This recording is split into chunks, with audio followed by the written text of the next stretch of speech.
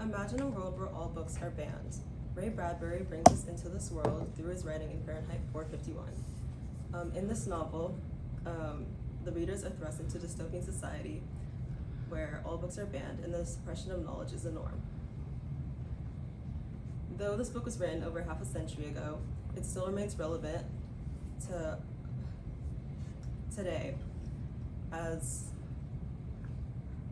its message still remains relevant and serves as a cautionary tale against the insidious practice of book banning today.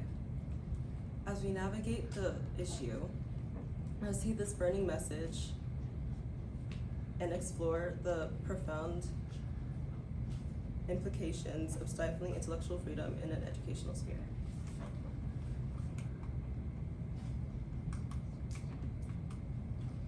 Good morning, my name is Talia Seeley, and today we'll be discussing banning books in U.S. schools. This naturally brings us to the question, to what extent do the social, cultural, and educational ramifications of banning books in U.S. schools have on students' exposure to diverse perspectives? To answer this, understanding history and current events along with diverse perspectives is crucial for our students' intellectual and character development. Exposure to a variety of books, including controversial or uncomfortable topics, is one of the best ways to teach valuable lessons for the future. Without this exposure, students may face limitations in both intellectually and morally.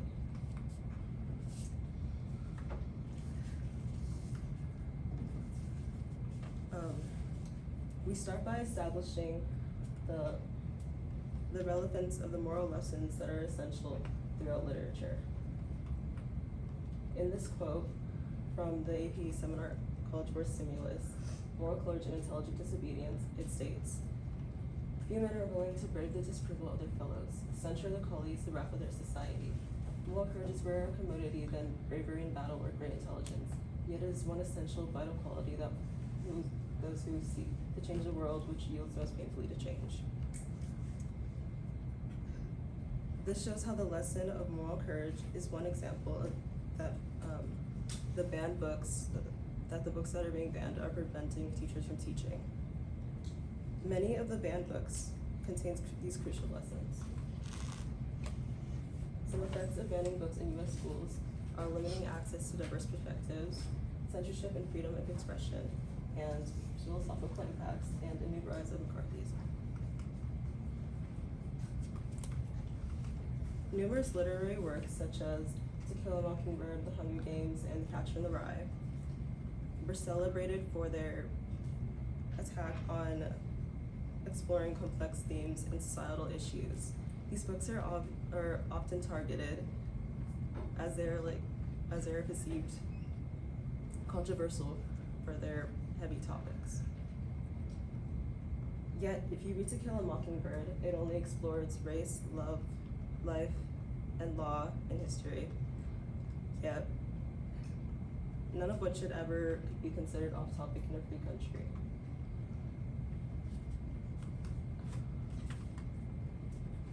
While the protection of children is important, it's only important to balance this with the value of exposing them to diverse perspectives and ideas through literature. In this graph, we have the most banned topics in literature.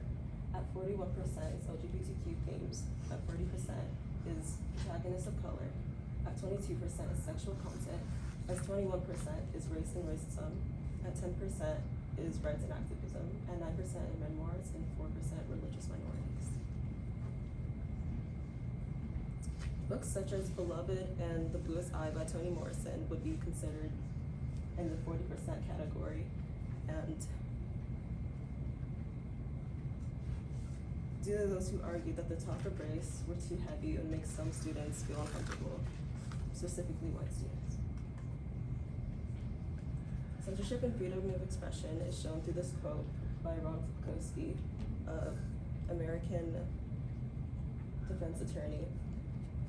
Ron DeSantis' cultural war book banning statute has resulted in chaos, confusion, and anger as Florida has banned the highest number of books in the country from schools and public libraries.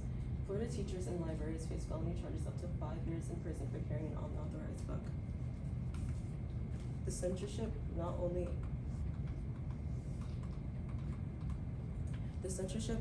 stifles intellectual curiosity, but also undermines the principle of academic freedom and critical thinking for fostering an inclusive and pluralistic society. In Florida, teachers are at risk for losing their jobs and facing jail for simply doing their jobs. This is unjust. Other states have been following suit as a book banning has spread across the nation, Texas being the worst, followed by Florida.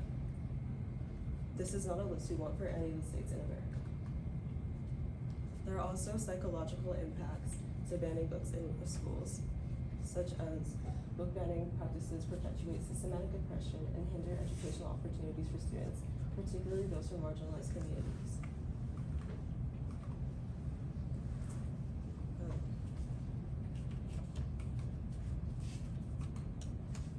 The staggering number of books being censored and banned in schools across the country is a new form of McCarthyism threatening to rise.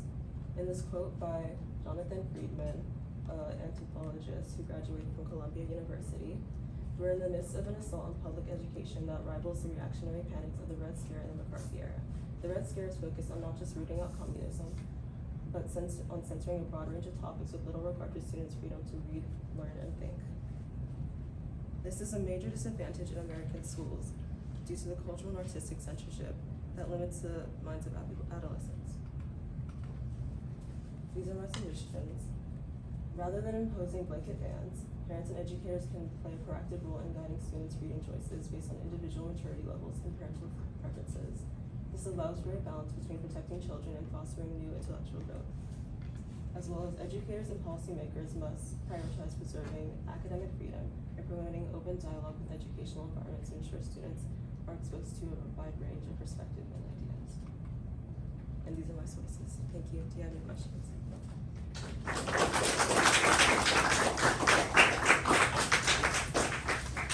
Two questions. How valid and reliable were the sources that you used, and then how do you know they were? Most of them were peer-reviewed and from credentialed authors, and a lot of them had PhDs from established universities. Okay, and if you had more time, what additional research would you have conducted?